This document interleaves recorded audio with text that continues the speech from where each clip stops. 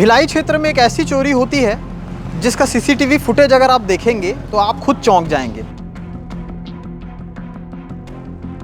वहां पर जाने के बाद आपको एक तस्वीर नज़र आ रही होगी, एक खंबा है और खंबे से ये लोग ऊपर चढ़ने की कोशिश करते हैं, कोशिश में सफल भी होते हैं। और एक गाड़ी पास की झाड़ी में फेंका गया और दूसरी गाड़ी को दारू भट्टी जो है वहाँ की झाड़ी में फेंका गया था। भिलाई क्षेत्र में एक ऐसी चोरी होती है जिसका सीसीटीवी फुटेज अगर आप देखेंगे तो आप खुद चौंक जाएंगे।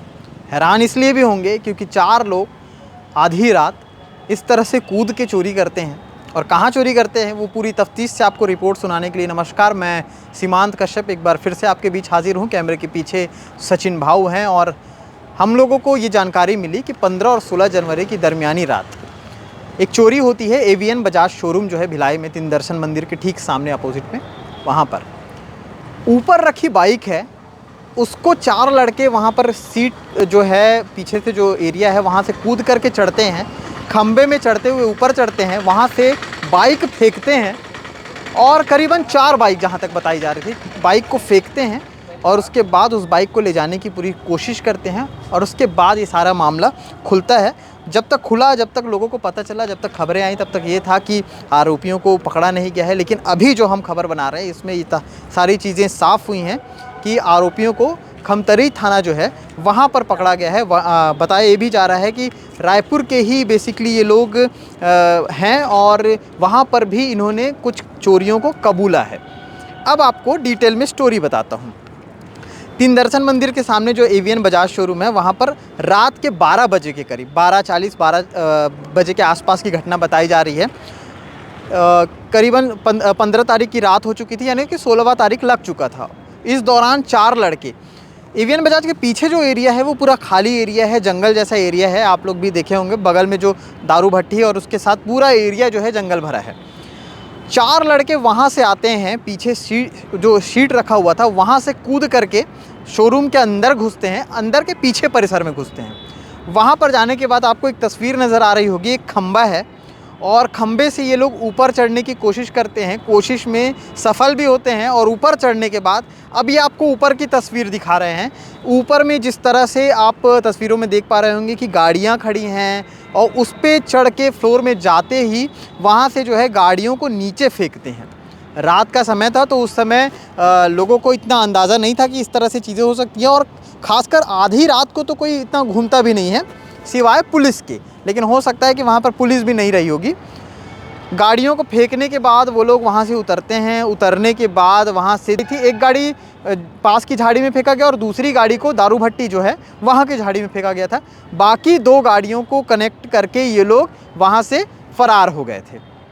फ़रार होने के बाद अगले दिन जब यहाँ पर जो स्टाफ हैं एवीएन बजाज शोरूम के वो पहुँचते हैं, पहुँचने के बाद वहाँ पर देखते हैं कि इस तरह की चीज़ें हुई हैं, गाड़ियाँ गायब हैं। और बाकी के स्टाफ ये बताते हैं कि जब वो ड्यूटी के लिए आ रहे थे उस दौरान उन्होंने झाड़ियों के पास जो है कुछ गाड़ियाँ, 1-2 गाड़ी देखी है, नई गाड़ी, वो भी उनके शोरूम की। ऐसे में शक और ज़्यादा गहरा हुआ और उसके बाद सीसीटीवी फुटेज चेक किया गया, सीसीटीवी कैमरा खंगाला गया तो उसमें जो फुटेज निकल के आई है, अभी तक आप वो तस्वीरें भी देखते आ रहे थे, लेकिन अब वो तस्वीरें देखिए कि किस तरह से ये 4 लड़के हैं, जिस तरह से कैमरे में ये कैद हुए हैं, जिस तरह से इनकी तस्वीरें साफ जाहिर कर रही हैं कि उनकी उम्र बहुत ज़्यादा नहीं है, कम उम्र के हैं। और जिस तरह से ये लोग देखिए कैसे ये लोग चढ़ रहे हैं और कैसे कूद करके इन्होंने पूरी जो है टेक्निक किस तरह से ये उपयोग करने, किस तरह से चढ़ने का, उतरने का, सारी चीज़ें जो हैं इसमें नज़र आ रही हैं। उसको आपको दिखाते हैं अच्छे से।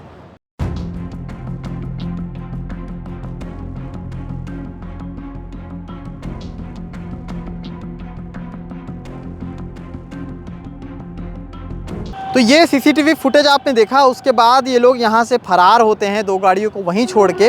अगले दिन पता चलता है, पुलिस मुस्तैदी से जांच पड़ताल करती है, चूँकि छावनी थाना क्षेत्र के अंतर्गत आता है तो जांच पड़ताल जारी थी। छावनी पुलिस ने कनेक्ट किया रायपुर पुलिस से, वहाँ पर बताया कि ऐसी ऐसी चीज़ें हुई हैं। उसके बाद खमतरई जो थाना क्षेत्र है वहाँ पर जो है इन 4 को पकड़ा गया है। वहाँ से जो है जाँच पड़ताल अभी की जा रही है। इन लोगों ने और कहाँ कहाँ चोरी की थी हमने जानने की कोशिश की। जब यहाँ पर बात करने की कोशिश की तो हमको ये पता चला कि रायपुर में भी इन लोगों ने पहले भी चोरियों को कबूला है। तो ऐसे में ये 4 लोग जो हैं यहाँ तक आए थे अमूमन आप लोग प्रेस कॉन्फ्रेंस वगैरह देखते रहते हैं कि गाड़ियाँ चोरी होती हैं, मोबाइल चोरी होते हैं। ऐसे ही जो ग्रुप बना करके, गैंग बना करके ये जो लड़के हैं ये निकलते हैं और उसके बाद चोरियों को अंजाम देते हैं, घरों में चोरियां करते हैं। हाल ही में हमने पहले ही बताया था कि जिस तरह से एक चोरी हुई थी कोहका क्षेत्र में, और बड़ी चोरी थी। 1 जनवरी के बाद की बड़ा प्रेस कॉन्फ्रेंस हुआ था दुर्ग पुलिस की तरफ से और पुलिस को सफलता भी हासिल हुई थी। इसमें भी चंद घंटों में ही सफलता हासिल हुई। चारों को पकड़ा गया, चारों को थाने में रखा गया है, पूछताछ जारी है, उन्हें कोर्ट में पेश किया जाएगा और भी जांच पड़ताल में सारी चीज़ें निकल के आएंगी। ये हो गया खबर का मामला। अब आपको बता दूं कि जिस तरह से मैंने बताया कि सीसीटीवी में ये चारों जो हैं, इनका चेहरा देख के लग रहा है कि ये कम उम्र के हैं। अब ऐसे में कम उम्र के लड़के इस तरह से लगातार, चाहे वो कटरबाजी हो, चाकूबाजी हो, ये तो आम हो ही चला है, लेकिन चोरियां भी इस तरह से बढ़ रही हैं जगह जगह क्षेत्रों में। हर क्षेत्र में आए दिन कोई ना कोई ऐसी खबरें सुनने को मिल रही है जहां पर चोरियां लगातार की जा रही हैं। अब ऐसे में ये भी चिंताजनक विषय है कि ये लड़के आखिर क्या कारण है। कहीं कमेंट आता है कि लोग बोलेंगे कि बेरोज़गारी इसका कारण है, कहीं कमेंट्स आएगा कि इसमें अशिक्षित हैं, शिक्षा नहीं है। तो इन तमाम सारी मूलभूत सुविधाओं को और ये जो मेन समस्याएं हैं, इनको पूरी करने के लिए ज़िम्मेदारों को कहीं ना कहीं एक ऐसी मीटिंग भी बैठानी चाहिए कि जहां पर जड़ पे बात हो सके। ऐसे जड़ जो पूरी तरह से ख़त्म होने की कगार पे हैं, जो नौजवान लड़के हैं नशे के हाल में इस तरह से डूब चुके हैं कि उनको बिना नशे के वो कोई चीज़ ऐसा कर ही नहीं सकते, ऐसा हो गया है। और कई लोग का ये भी कहना है कि जब ये नशा करते हैं, ये इंजेक्शन लेते हैं, तब इनका दिमाग खुलता है और इस तरह की ऊटपटांग चीज़ें ये लोग करते हैं। तो ऐसे में जो जिम्मेदारी का कंधा बताए जाते हैं युवा, वो किस तरफ जा रहे हैं। और अगर इसी तरह चलता रहा तो ये तो मिनी इंडिया का हाल है। पूरे इंडिया में अगर इस तरह से चीज़ें हो रही हैं फ़िलहाल तो, और इस तरह लगातार होती रहीं, तो ये बड़ा चिंताजनक विषय रहेगा। और फिर देश किस कंधे पर आगे बढ़ता नज़र आएगा, ये भी एक सवाल है। ये सवाल छोड़ के जाता हूँ। क्या कुछ अपडेट आएगा वो भी आप तक पहुंचाते रहूँगा। इस पूरे मामले को लेकर के पुलिस क्या कहती है ये भी हम आपको अगले अपडेट में दिखाएंगे। हमने एवीएन बजाज शोरूम में वहां पर बातचीत करने की कोशिश की थी, हालांकि उन्होंने मना कर दिया। चूँकि एफआईआर दर्ज हुई है इस पूरे मामले को लेकर के, तो हमारा भी कर्तव्य है, बाकी लोगों ने भी ये खबरें दिखाई हैं, तो हमारा कर्तव्य था कि हम भी इस खबर को स्पष्टता से आप तक पहुँचाएँ। शुक्रिया।